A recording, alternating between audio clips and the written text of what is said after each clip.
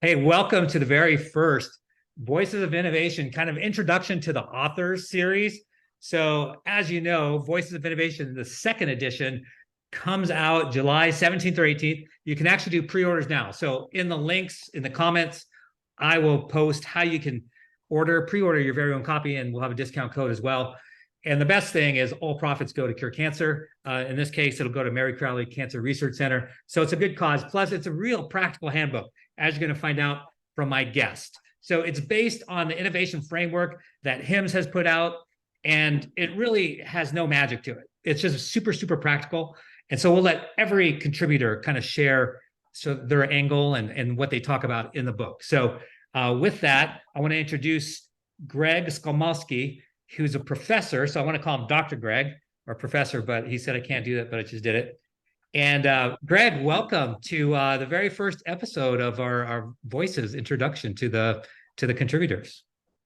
Well, thanks, Ed. It's a pleasure to be here, and I've followed your career for a while, and you're really moving and shaking things. So thank you for this opportunity to join this book project. It's amazing. Well, I'm glad to have voices from all over the world. That's kind of fun. And you'll get into that in your introduction. And we have people from all over Europe, a little bit in APAC, largely North America, but that's kind of what makes the book really tick and go really well. So can you share, Greg, a little bit about your contribution, about what you wrote about and how that might help people?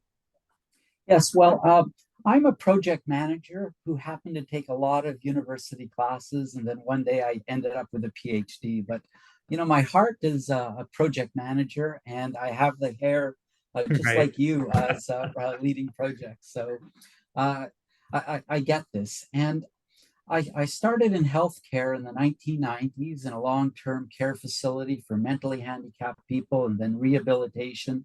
And our project suffered, and I didn't know why. So I did an MBA and learned about balance sheets and financial statements, but that didn't help with my projects either. So I went to the University of Calgary, studied project management, and I learned tools how to implement innovation through the project management way. So I went to Abu Dhabi, United Arab Emirates, and I taught uh, women at Zayed University. It was an amazing experience, and I enjoyed teaching about project management.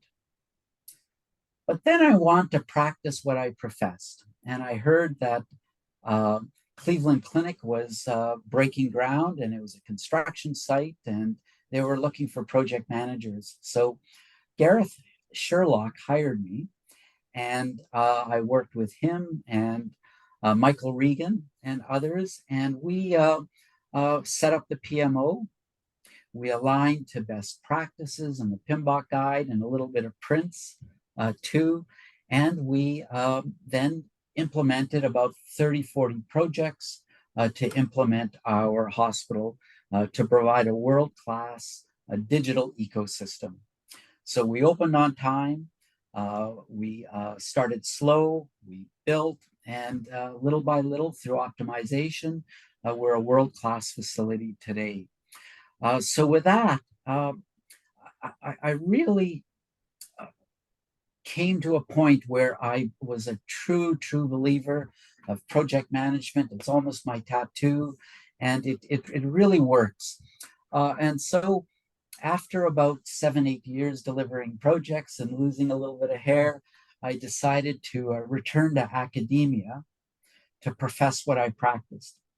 And there I'm leading the project innovation program, and I'm reflecting and writing about project management. And then came the invitation from you, Ed, to contribute to this book. And I was ready at a point in my time to put this together. And so that's what I've done in our chapter, and it's called a project management approach to delivering and optimizing innovation. Yeah, and what I love about it, Greg, is that you can have, and you know this, but our audience probably knows this, but just to point out the obvious, you can have the greatest innovation, like that hospital. And if you haven't been there, anyone You got to go see it. It's an amazing hospital, even though it's been open for a few years now, but it's an amazing place and great clinical care there.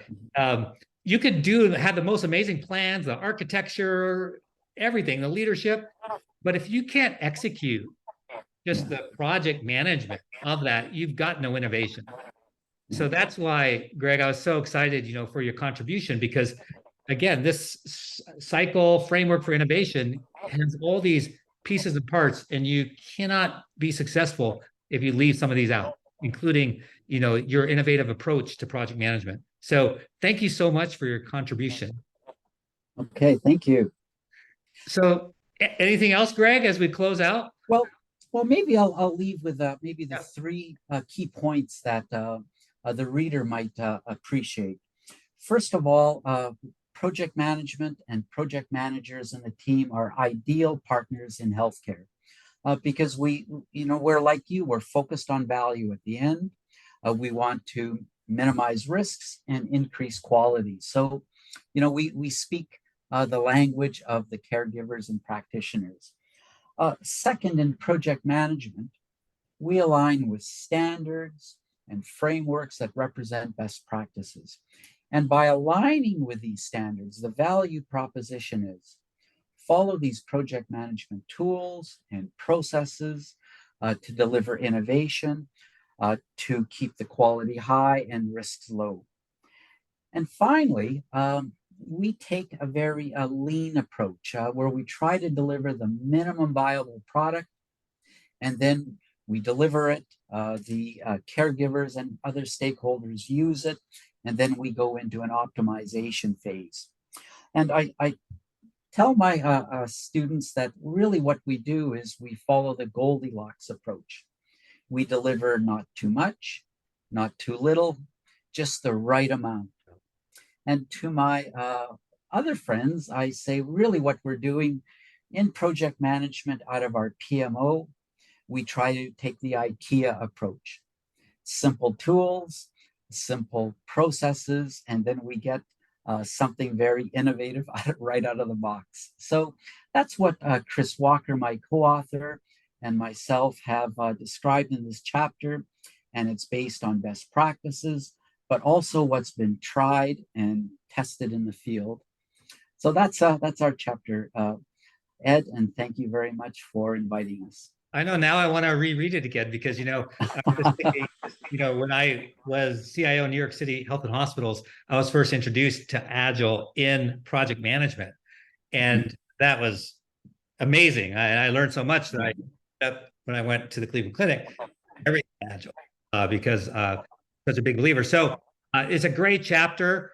Like you pointed out, those things, Greg, and really encourage people to go out and get that book, pre-order. Again, I'll link. And I think it's going to help change the world because the first edition, Greg, which you were part of as well, was so successful that the publisher said, what has happened, 40% of the content, let's put it back out there. It's helping organizations around the world to innovate. So again, thank you so much. And thank you for our listeners. And I'd like to thank you, Ed, for all that you do. You're under the radar with your generosity and your contributions, and you're truly inspiring. So thank you, Ed. Thank you. That means a lot. As you know, it takes a village. I have lots of family and friends, but I thank you so much, contributors and friends like you that I've met through this book. Thank you so much. Yep.